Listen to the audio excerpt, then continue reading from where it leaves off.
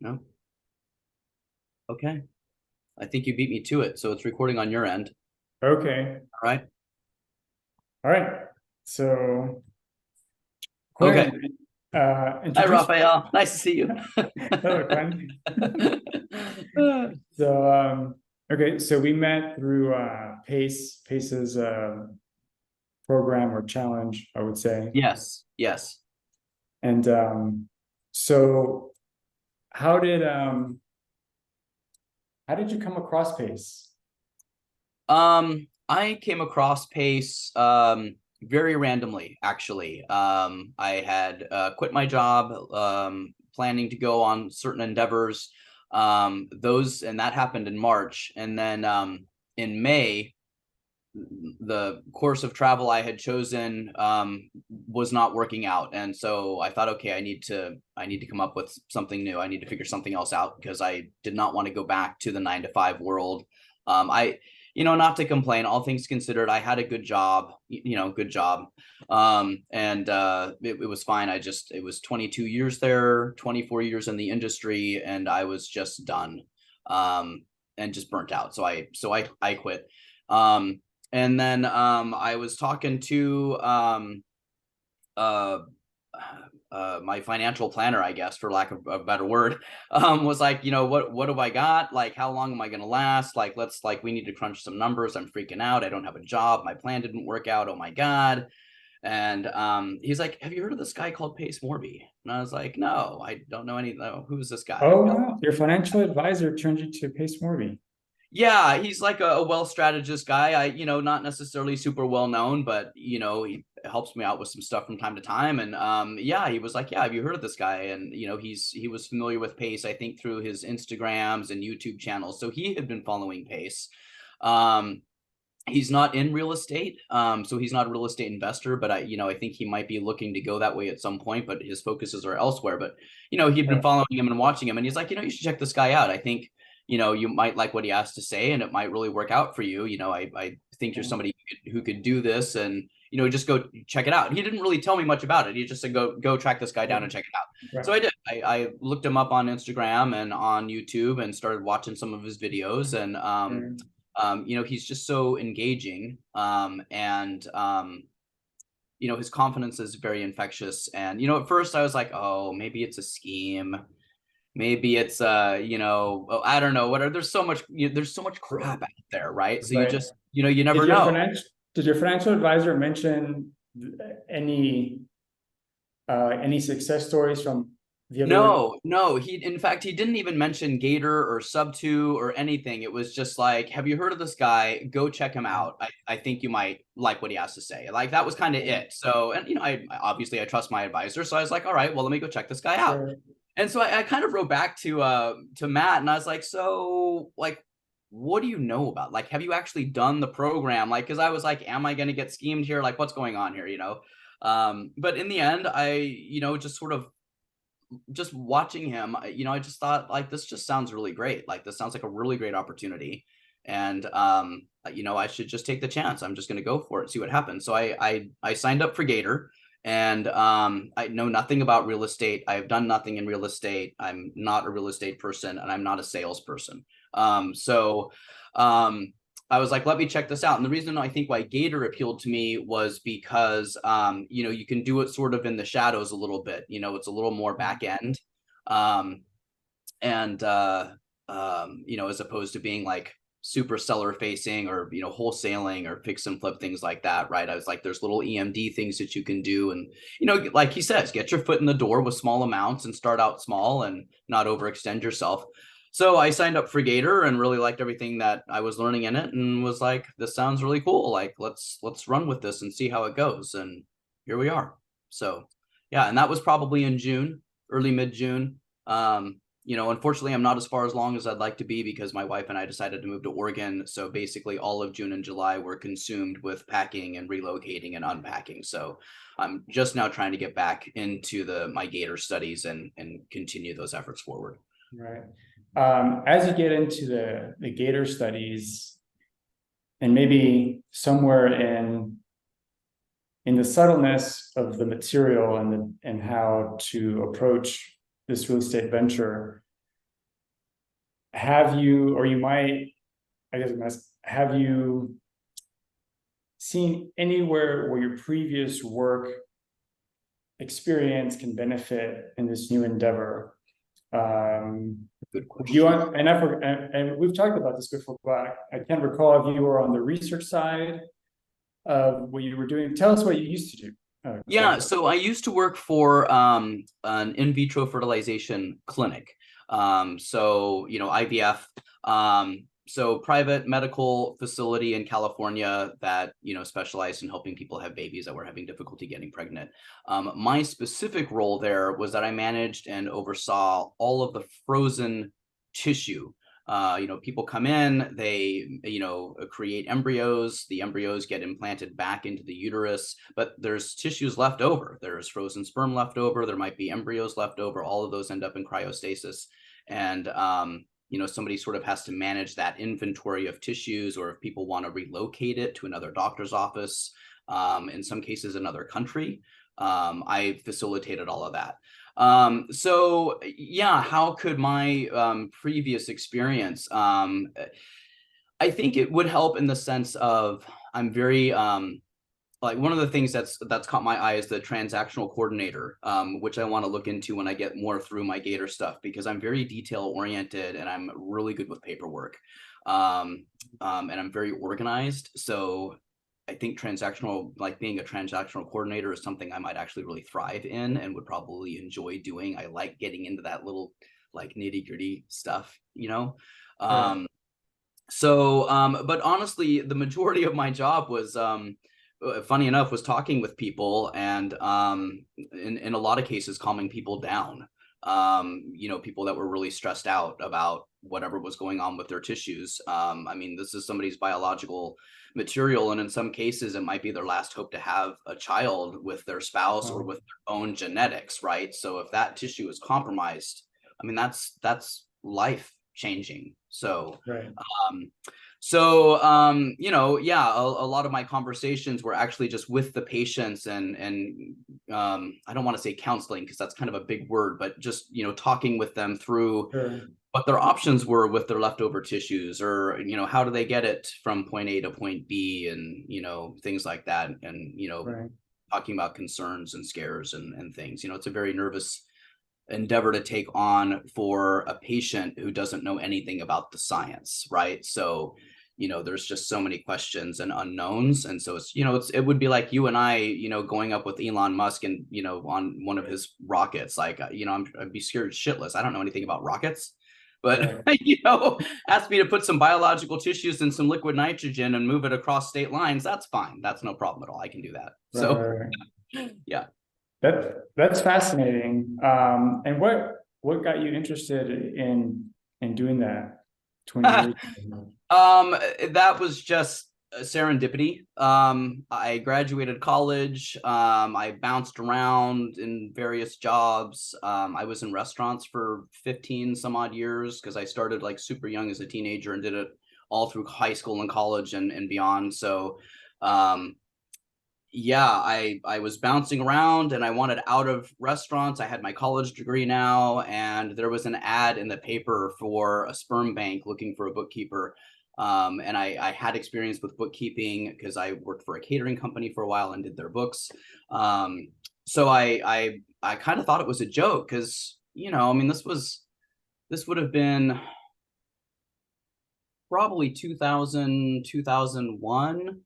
um you were still looking for jobs maybe on Craigslist and the actual like newspaper, right, and the Oh, classified oh ads, wow. right? There was no Indeed, there was no Google yet.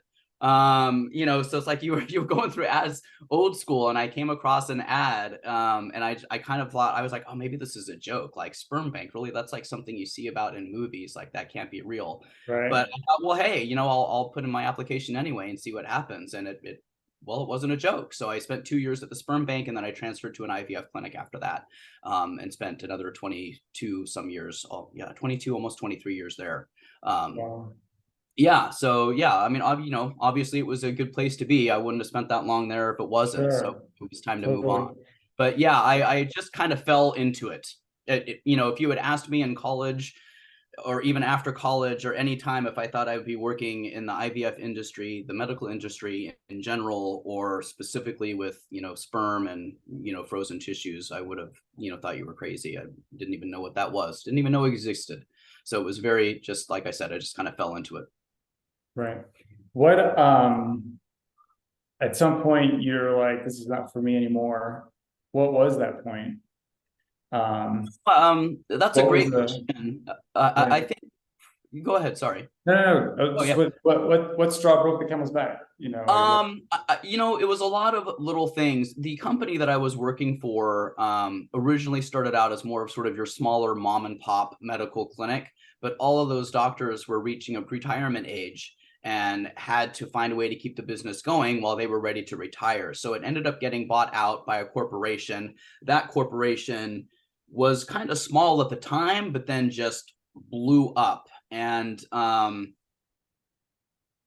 management shenanigans when corporations take over, right? It's just things change. I rolled with the punches for, a couple years because they took over in 2018. So I stayed for, 5 years. But it was just, I think the same thing that makes everybody want to leave at some point, Right. people basing decisions off of metrics or other things when this is really a personal customer service field. And just making changes to suit upper echelons, but really screwing the people down on the lower echelons, and management changes that just didn't make sense. And it just became a really shitty place to work. That's the long and the short of it. It became a shitty place to work. The pandemic had a huge impact also, because when the pandemic hit, I was deemed the designated survivor, so that if the lab staff were compromised, I still knew how to go in. I'm not an embryologist, so I wasn't in there creating or doing anything with the tissues, but my job had knowledge to go in and fill the tanks and check on our storage equipment, make sure everything was functional. So if the pandemic happened to sweep through our clinic and compromise all of the embryologists that would normally be in the lab checking on those things, what they did was, I was the first person that they kicked out to work from home. So that if something happened and the embryologists were compromised, I could then go in because I wouldn't have been exposed. And I could go in and monitor the equipment to make sure everything was okay.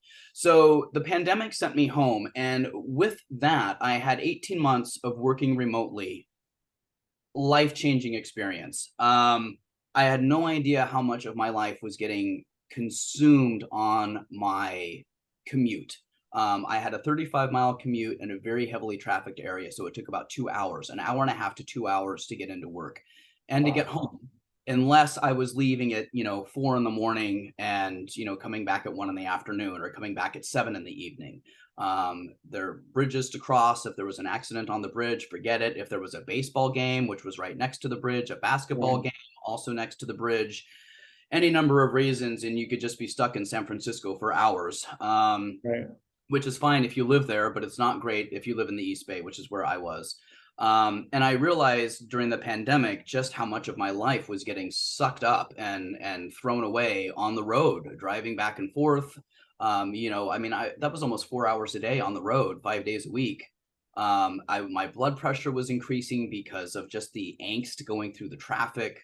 And just so I realized, like, oh, the pandemic hit, I was working remotely, and all of a sudden I had 4 hours a day back in my life. I almost did not know what to do with myself, because I was like standing around twiddling my thumbs, like, oh, it's 5 o'clock, I'm off work. I'm home already. Yeah, like I'm home. Like normally I'd be on the road for the next 2 hours and then scrambling to get the, kids or animals or whatever needs to be done, and then maybe having 30 minutes before I fell into bed at 9:30. All of a sudden I had these hours back, and same in the morning. And it was just, so when then they called me back to work, and I was like, oh, no. We have just proven for 18 months that I can do my job very well remotely. Like, why are you calling me back? This is ridiculous. So that was another sort of thing. So there were little things like that I was like, okay, my quality of life sucks working for this company now, and I need to change it. So the lots of little straws that built up over time, management changes, seeing just how much the commute was eating me, things like that. And it was like, yeah, something's got to change. So That was What kind of a long-winded answer there. no, it's good because it paints the picture of like that kind of like the Yeah, pressure building up to I can finally paint a picture, but I can't be as concise. So right. So what was the breath that was like, okay, I'm not happy here, I'm cutting it and I'm taking a jump. Like what was that? What was that moment like? Were you with your wife? Was it on your own? Then you talked to your wife? oh, I mean, yeah, that's so funny enough, the moment that it hit me was I started taking plane flying lessons, like piloting lessons, as an attempt to get over my fear of flying. okay. Um, Was this I during COVID or?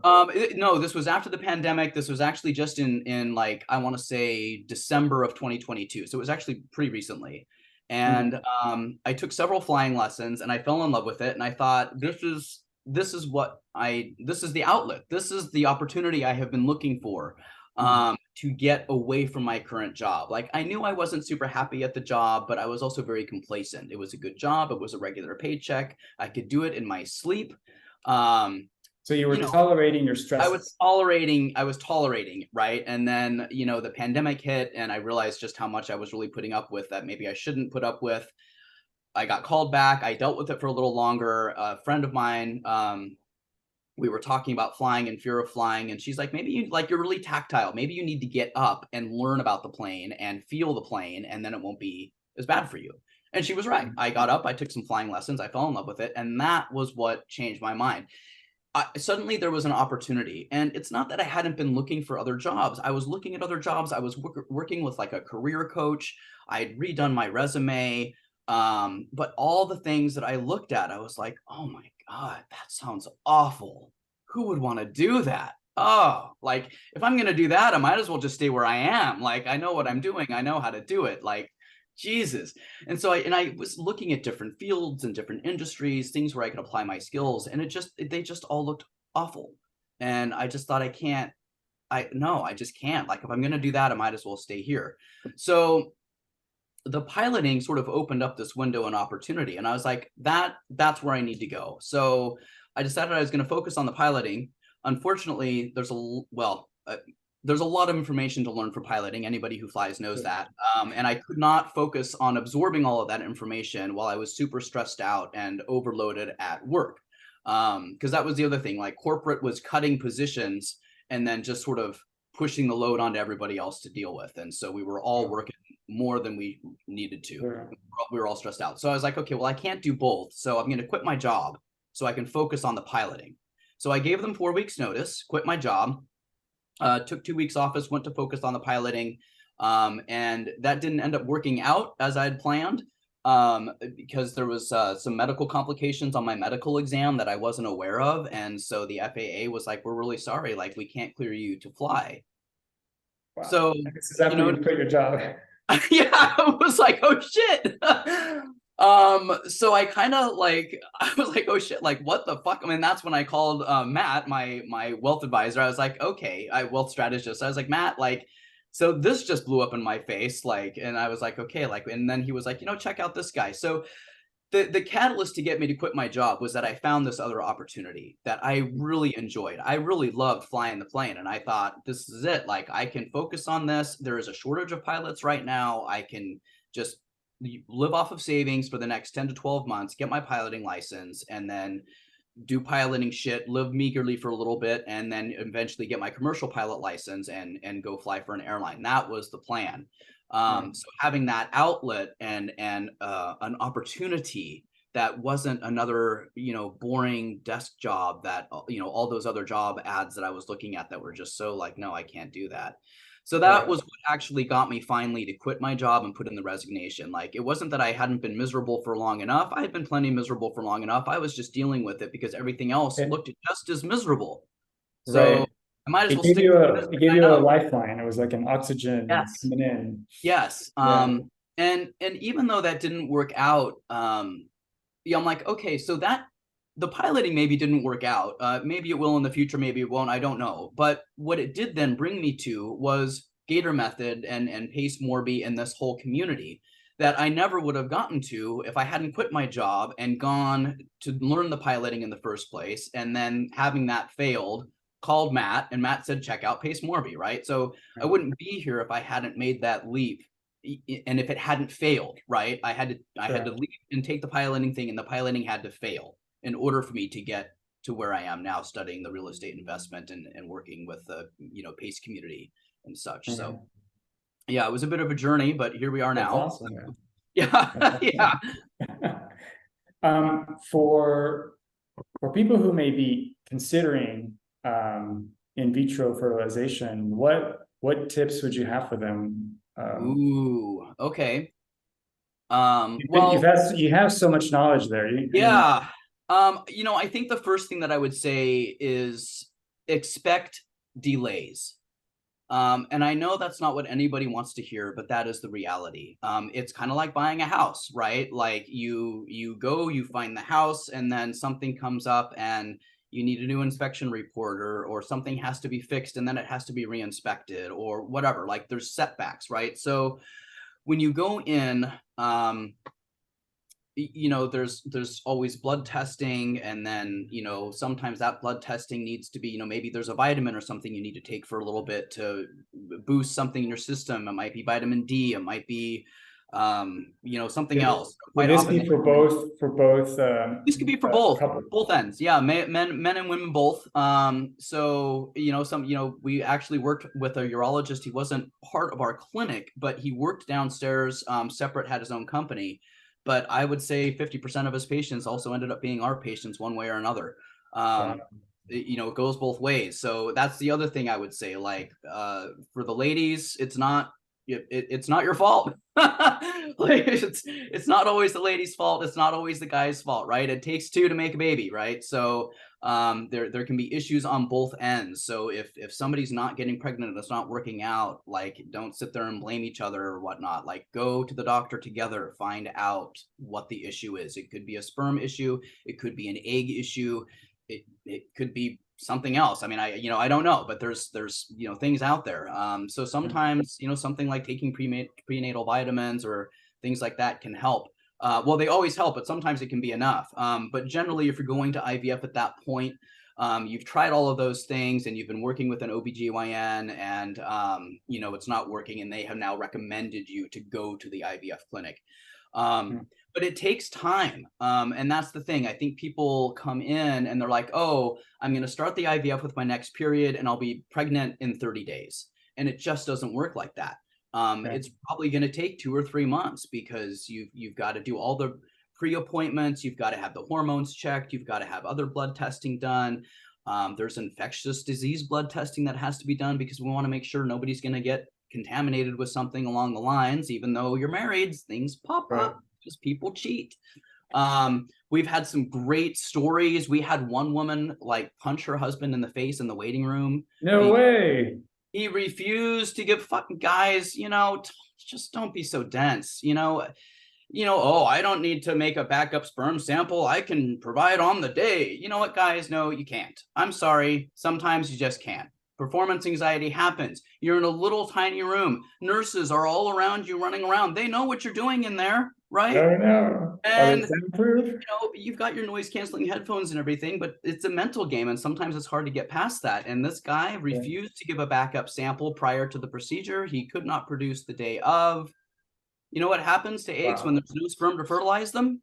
Your $20,000 just went down the drain. And this was before egg freezing was really a thing. Egg freezing now, we can freeze the eggs and it's okay. We come back to fertilize them later. But at the time that this happened, egg freezing was not really happening yet. So he just blew the cycle because he refused to give a backup sperm sample because of his own pride. Don't be that guy. All right, guys, put your ego aside. Yeah, don't be that guy.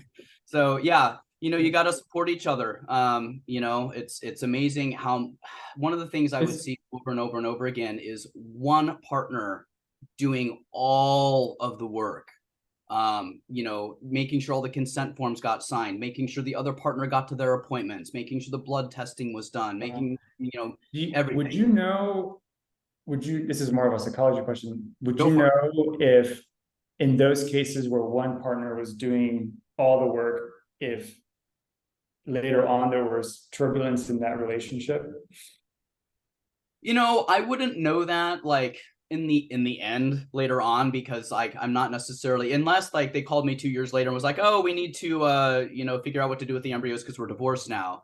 I did manage a lot of phone calls like that. There is a lot of divorce that happens, but you can't blame that on IVF. That's just things happen and Right. people change, and babies are hard. Yeah. But it would be interesting. Sometimes it just comes down to like I do a lot of stuff that my wife can't do because she has ADD and she has a lot of difficulty staying organized and focused on certain tasks. So, doing things like consent forms would not be her forte, right? Like I would probably have to sit down with her and walk her through it. So there are cases where one partner is just more better adept at handling certain tasks, right? That's just the way it happens. But it's also very obvious when you can see that one partner is just making all of the phone calls, they're sending all of the emails, they're doing all of the follow-up. They're showing up to the appointments, but the other person isn't there, or the other person is like, well, this was one of the things that really irritated me. Like, we would have guys call in and be like, oh yeah, I can't make it because I've got like my golf game or something. And I'm like, really, guys? Like, you're making a baby. And likewise, just on other ends, like working, like really high-end working professionals, executives and things like that, like, oh, I've got a something on such and such, and I couldn't, my assistant is going to call in. Like, what are you going to do when you have the kid? Are you going to send your assistant to pick up the kid? Like, Apparently. we're not talking about a plant, people. We're not talking about a dog.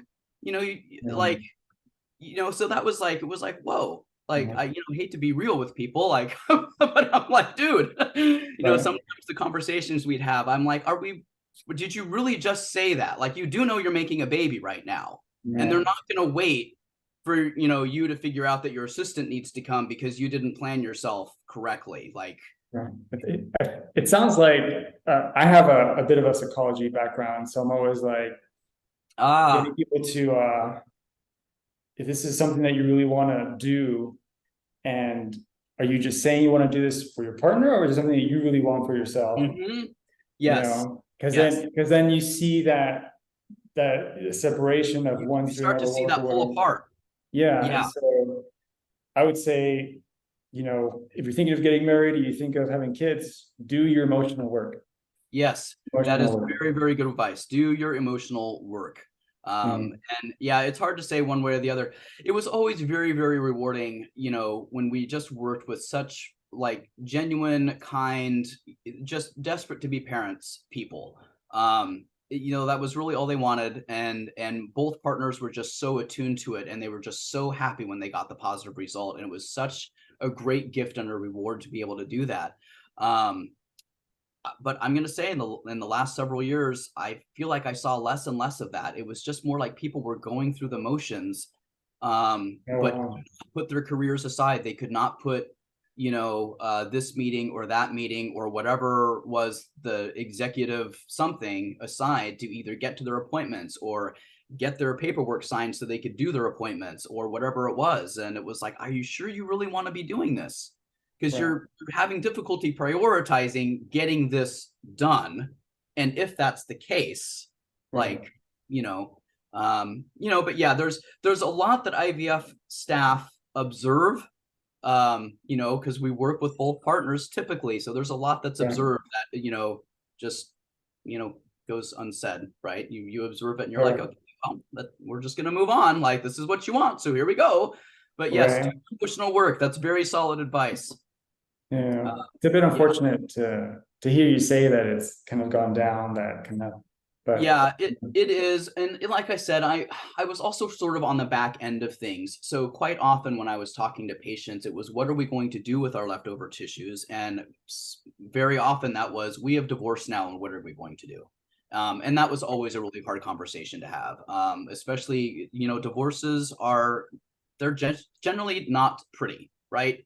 And so, you've got two sets of DNA, and then you have two sets of people vying for what's going to happen to that DNA in divorce court. And it's become another asset to deal with. It exactly has. In certain states, the state laws differ, and so in some states, life is considered initiated at the moment of conception. So the time that the sperm meets the egg in the petri dish, life has started at that point. Other states don't see the start of life until several days after embryonic development. And so, it just, it's kind of where you see things. And where that puts the value at, but different courts in different states are going to handle the disposition of those tissues in a divorce differently. So can people move the tissues to another state if they wanted to for a different outcome legally? Yes, they could. Yeah, sort of like, where there might be an anti-abortion law in one state, somebody could cross the state line and get an abortion, a state over, right? So yeah, they're your tissues, right? You can move them anywhere. But what happens to the final disposition of them is going to revolve around what state they are currently located. So yeah. Okay. Yeah. For people that are have done their emotional work and are really wanting to have that child that they've been trying and have been successful, what costs are you looking at? Are we looking at here? I would, expensive. I would say standard IVF, if you're not needing, it's a heterosexual couple. She has good eggs, he has good sperm, so they don't need to use any donor tissues. You're probably looking at, I would say, around $10,000 to $15,000 between medications, doctor's visits, and then the actual procedures. Now, the nice thing is insurance has come a very long way in 22 years since I started working in IVF.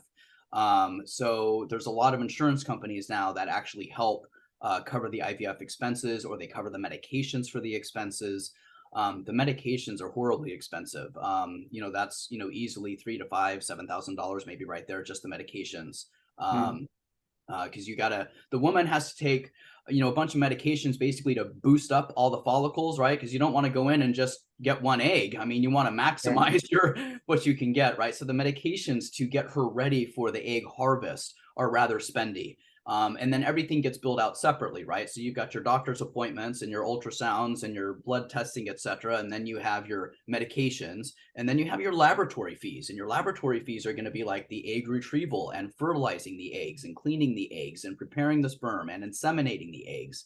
And so there's, generally what happens is, the IVF clinics, they have like, the financial package where it's like, okay, like it's just one lump sum, and everything is included in that one lump sum. And then you don't have to worry about, all the little bits and pieces that fall in along the way. So, but yeah, probably I would say somewhere between, depending on what you need and what medications and insurances, 10 to 15, maybe even $20,000. If you're looking at needing donor sperm, like donor sperm right now, if you're a single woman needing donor sperm, or you're a lesbian couple needing donor sperm, one vial of sperm is going to cost you $1,000. Wow. And then you got to ship it, right? That's going to be another couple $100. So you're looking at $1,200 to $1,500 to get one vial of sperm to your IVF clinic. A lot of clinics want 2 vials of sperm because they want to have a backup plan in case something goes wrong and the first vial doesn't thaw great, right? So now you're looking at, $3,000 to get this. So sperm is not cheap, right? Now, when I started 20 some years ago, it was like $150 for a vial. But really? Blood testing. Yeah, now it's 1,000. The FDA got involved in 2005. They put down very rigorous standards for infectious disease testing and some genetic testing as well. And then you have things with like things that people don't think about, but facial recognition software. It gets harder and harder to anonymize your donors. You submit a photo that maybe you put up on your Facebook page 15 years ago or something. People are going to track you down. So there's been a lot of things that have gone on regulatory wise, and also just with culture and new software that have kind of forced the sperm banks to increase their rates. They've had to, of course, with inflation, pay their donors more as well, because now their donors with facial recognition, they could end up getting spotted even though they're trying to be anonymous. And that's happened as well. So yeah, sperm is not cheap. The nice thing is, I mean, it's probably the cleanest sperm you're ever going to find. You know, it's definitely safer than going down to a bar and having a one night stand. I mean, this stuff has been tested through and through. But it's not as much fun, I bet. It's not as much fun. It's definitely not as much fun. There's a lot more. It's definitely easier to go down to the bar and have a one night stand, but it is certainly not as safe these days. Right. Can you choose your sperm? Like Yeah. like Oh yeah. Yeah. demographic things and You bet. They have like, you know, donor 1, 2, 3, 4, and then they'll give you like all his information, like, oh, he's, you know, Scottish and Jewish and half Indian, and you know, he has a degree in engineering, and you know, he's 6'1" and has this kind of like body type, you know, athletic or you know, whatever.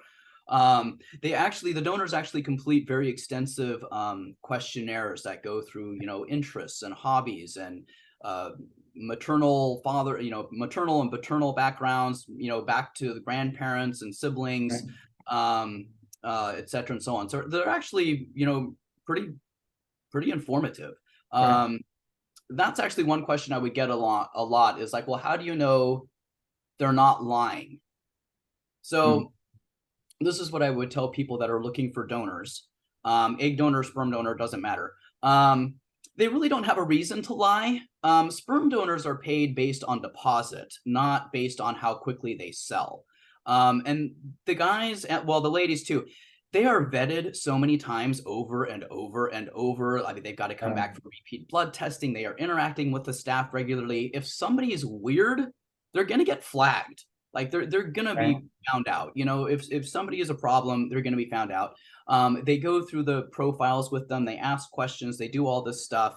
And there's just really not a reason to lie out there. Most of the people that are donating, that's the next, why do they donate? Well, the obvious answer is money, right? A lot of these guys are in college or maybe just graduated college, and it's helping pay their college tuition or their books. Same thing with the ladies. Egg donors get paid a lot more because their procedure is much more invasive. They have to take all of the medications, and then they have to go into a surgery room. The guys just go into a little collection room, watch some porn, and go into a cup, right? It's very simple for them. It is not that simple for the lady donors. Lady donors, you know, they are in and out of doctor's appointments for a month, maybe more. They are on heavy medications. It is uncomfortable. It is heavy in the uterus. It's heavy in the ovaries. There's cramping. There's mood swings. It's not pleasant for the women. And then they have to go in and have a surgery to have all the eggs removed. And then there's a couple of days of recovery. They're taking time off work. So they get paid a lot more for their what in the egg removal process. Is there like a quota? I need 20 eggs or 10 eggs, or do you remove all the eggs? They all come out. Whatever's available in that moment is what comes out. So, you know, if there's 30 mature follicles, then they'll aspirate the 30 follicles. If there's only 10 mature follicles, then they'll aspirate the 10. The medications are there so typically, let me see if I can get my science right. Typically in a woman's menstrual cycle, you know, they're ovulating one egg, right? One from this ovary, and then the next cycle, one from the other ovary, right? And they take turns, 1 month, 1 month, 1 month, 1 month, right? When you get twins, typically that's because if it's fraternal twins, it's because both ovaries ovulated at the same time, and you had two separate eggs ready to be fertilized, and sperm got to both of them, and now you have fraternal twins. All right. If you have identical twins, one egg came down, it split into two once it was fertilized, and now you have identical twins, right? It was an already fertilized egg, and then it split into two separate embryos, right? So typically the woman's body, you know, women are born with all of their eggs, right? Guys, we produce sperm up until our dying day. It might get a little lower in quality in our 60s and 70s, depending on our health. But generally, we're going to produce, you know, 24/7. There's always fresh sperm, right? That's not the case for the ladies. Ladies are born with all of their eggs, and they're ovulating. The body knows how to use the best eggs first. So, you know, your teenagers and all of the best eggs are getting used up during your teenage years because, you know, that's when the ladies are meant to kind of be getting pregnant from the biological clock's perspective. It was like, oh, you get pregnant at 16 or 17 and go on. So the body's using up all of those eggs and, you know, sending them all out. as women age, the woman's body somehow has, maybe it's always, I don't think we know. I don't think science knows yet how the body knows how to do this, but the woman's body knows how to ovulate the best eggs first, the eggs most likely in achieving a healthy child. So as women get older, you're sort of depleting the best eggs and you're dipping down into your reserve eggs. How did we get down this road? You asked me a question and I was sort of giving some background to answer it, but I forgot what the question was. The question. sorry, man. I got so into the description. We can. What was the question? We were talking about. I think we were talking about how many eggs we take. Is that what it was? And versus, yeah, the question was, can we okay. choose to take 5 or 20 eggs? All right. Take a whole. So back to women ovulate one at a time. Okay, that's where we were started. Okay. Sorry about that. What happens then when the women take the medications is there's generally 2 medications that are taken. One medication is to stimulate follicle growth. So that means that instead of one follicle getting the mature growth hormone to get bigger and bigger to be ready to release into the fallopian tube to then travel down, right? Ovary, fallopian tube, and then, the egg kind of gets pushed out, comes out of the ovary and floats down the fallopian tube, and then, fertilization happens on down the line. But only one egg gets that boost of hormone to get out of the ovary in the first place. With IVF, what happens is they flood the body with growth hormone. And so both ovaries are getting, a number of follicles are getting that hormone. But what we also do is we suppress the ovaries from ovulating. So all of those eggs are just, boop, boop, boop, boop, boop, boop, boop, boop, they're just growing in the ovaries and they're just collecting. They're just collecting in there. And it's great. Like if you look at an ultrasound, of a woman who's been on, the stimulating meds, because what they do is they count the ovary, they look into the ovaries with an ultrasound probe, right? Another uncomfortable appointment for the ladies. I'm so sorry.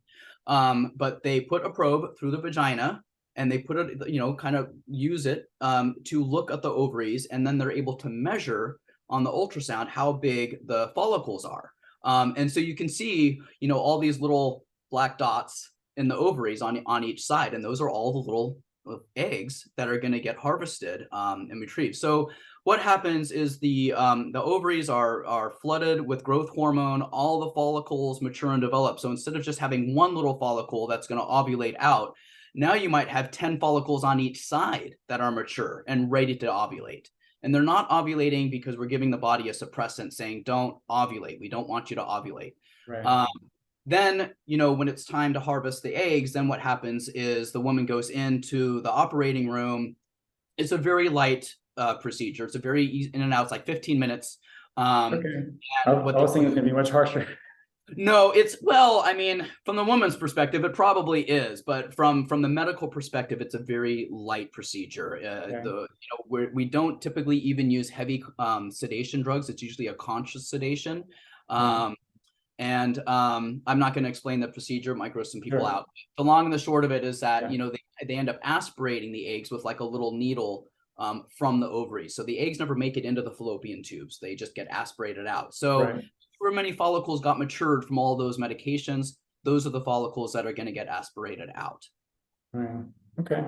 Wow. Awesome. Yeah. Thank you for that. That was very fascinating. Yeah. There will be more follicles though. So ladies, please don't fear that all of the follicles are going to get matured and harvested and you're not going to have any more. That doesn't happen.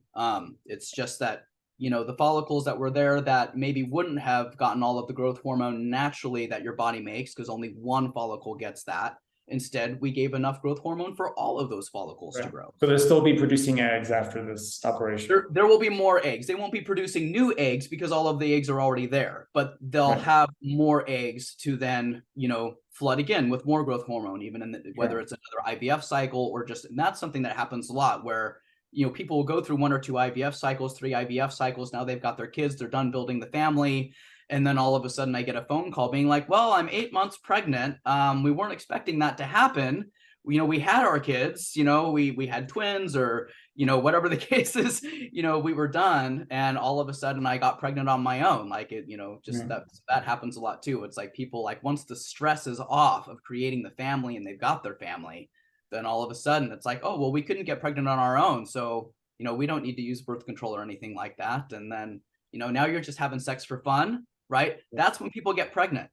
Have sex for fun, right? When you're having sex to try to make a baby, it's a lot harder to make a baby. Right. You're just having sex for a good time. That's when the babies get created. So yeah. Right. That's so funny. Is there, have you noticed in the past years, an increase in twin rate? Actually, I think in the recent years, we're probably seeing a decrease in twin rates. And that is because there was a massive increase in twin and triplet rates. And that really comes down to the science.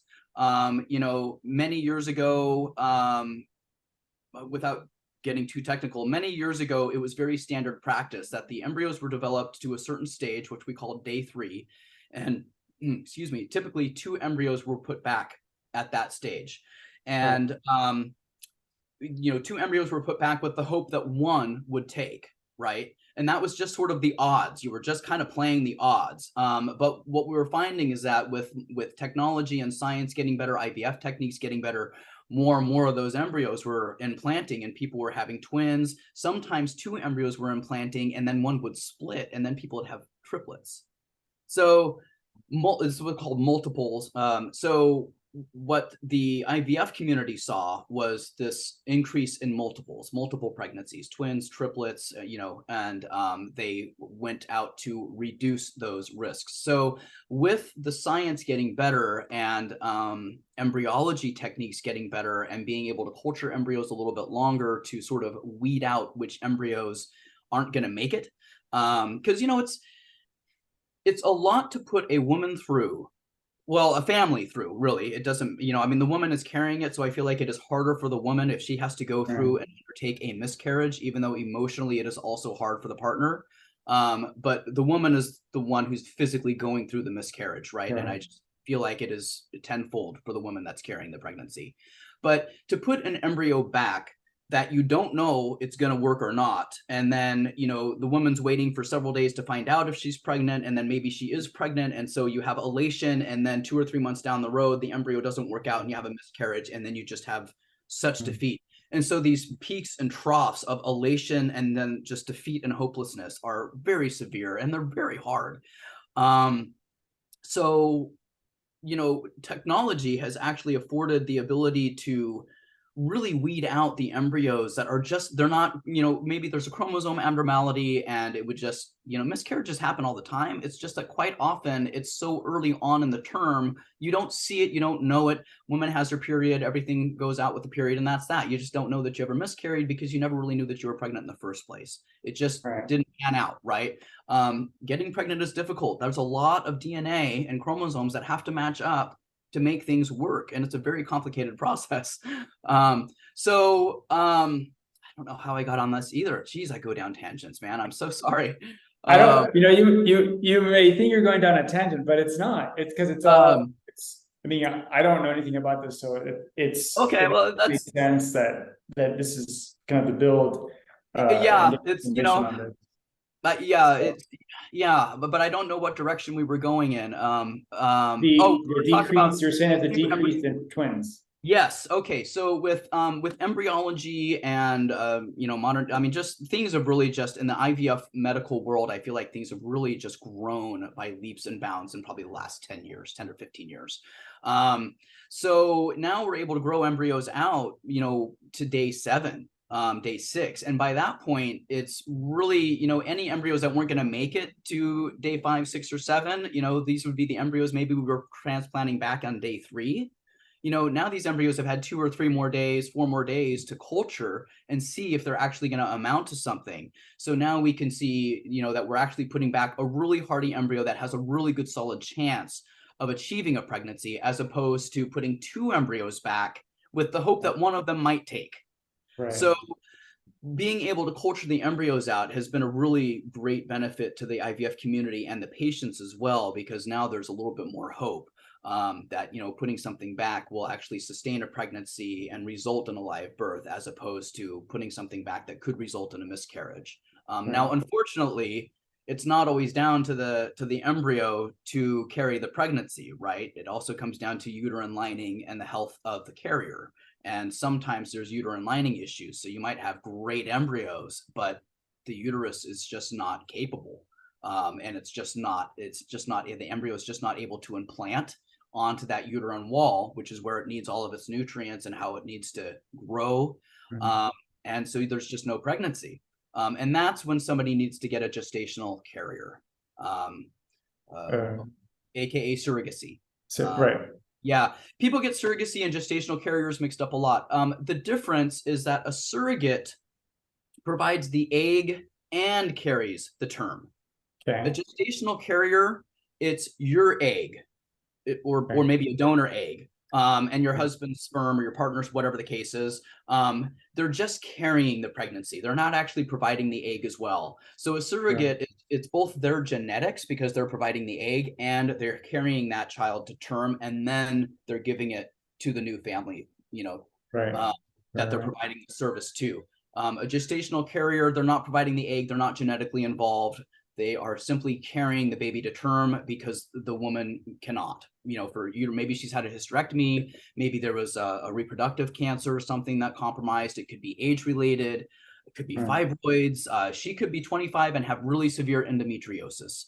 There's all number of factors. The woman's reproductive system is vastly complicated. And the one thing I would say for any men out there, when your wife or your girlfriend or your daughter or whoever says that they are having issues in the reproductive area, they're having cramps, they're having abdominal pain, there's something is upset, fucking don't shoo them off. That shit's real and it hurts. Like, have some compassion, listen, be supportive. If they need to go to the doctor, take them to the doctor. Like, if you need to go out and get pads, get the fucking pads. If they need a hot pad, get a hot pad. Get them ibuprofen.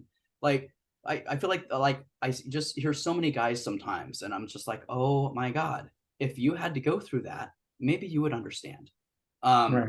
Yeah, and it's and an IVF for the women it is a very uncomfortable process, being all bloated with all of those eggs, and then the extraction of those eggs, the hormones, yeah, it's a whirlwind for ladies. So guys, like, have a little understanding and compassion. Like, if you need to go bitch to your buddies or something, like, go do that, but do not be a dick to your wife. She doesn't need it right now. So I think women have gotten a very unfair, compromised medical experience over the years. They don't have to have prostate exams, I guess. But honestly, I think the prostate exam is probably the lesser of evils, considering what women have to go through for their various exams. I mean, you've got the mammograms, you've got, ultrasounds up your hoo-ha for, checking your ovaries and pap smears and cervixes, and the cancers are awful. Yeah, ladies, I salute you. Any tips for women as they prepare to go down this venture? Oh, as my grandmother would say, gird your loins. It's a great classic line. Just prepare yourself. It's not going to be easy, and it's going to take time. My best recommendation is be patient. And I think just be patient. It's just going to take time. Like I said, a lot of people, I think, start the process thinking it's going to be in and out in 30 days. It is not that quick. There's no short sales here. There's no rapid turnaround here. It just takes time to get all the affairs in order, get all the paperwork in order. It's, in vitro fertilization has become, with lawsuits, I guess, spouses suing each other, patients suing clinics, whatever. There are a lot of consent forms, and it just takes time to get through all the kids. Like buying a house, it's just one more thing to sign after another, one more thing to get notarized after another. And it's just as extensive and tedious, I feel like, the IVF is. So just, be patient and just, do the best that you can. And, it's only going to move as quickly as you move. So if you're lagging signing your consent forms, or you're not getting your blood testing done, they can't move forward without certain stuff. So the process is only going to move as quickly as you move. So that is one tip. That's one thing we would get a lot with patients getting frustrated. And it's like, well, you haven't turned in your consents, so obviously we cannot move forward. Well, I signed mine. Okay, well, your partner didn't.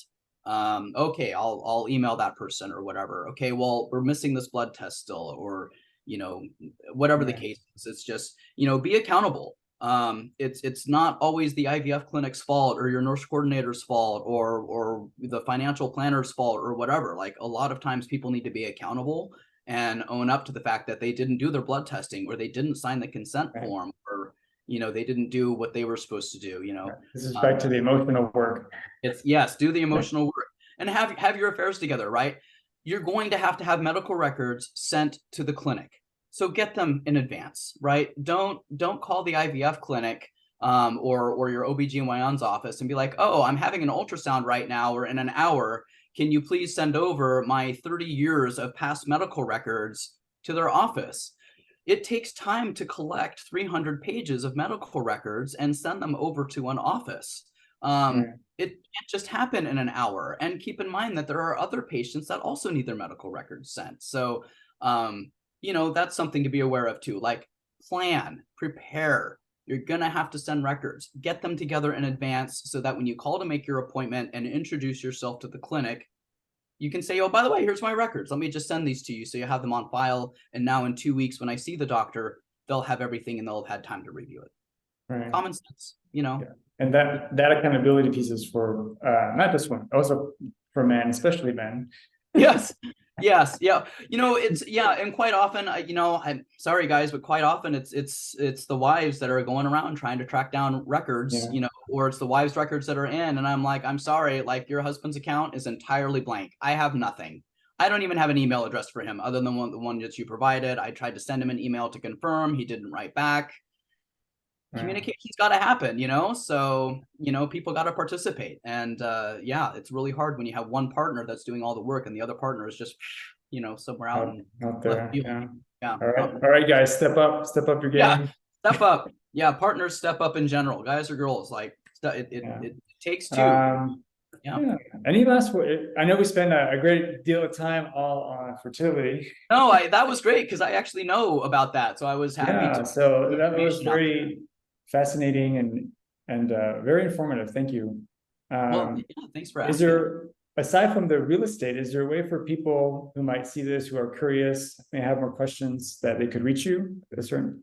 In fact, I was actually thinking of putting on a podcast with little IVF information here and there, and interviewing, having been in it for 22 years, I know a lot of people at various places, and I thought I might interview people from different departments to go over little things.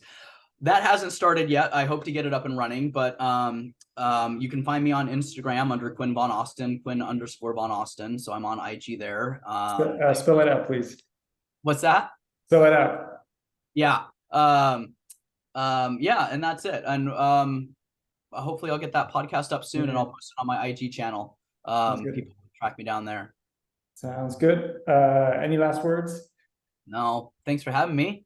Yeah, it's always nice chatting with you, Raphael. It's just always nice to chat with you. So all right. Okay.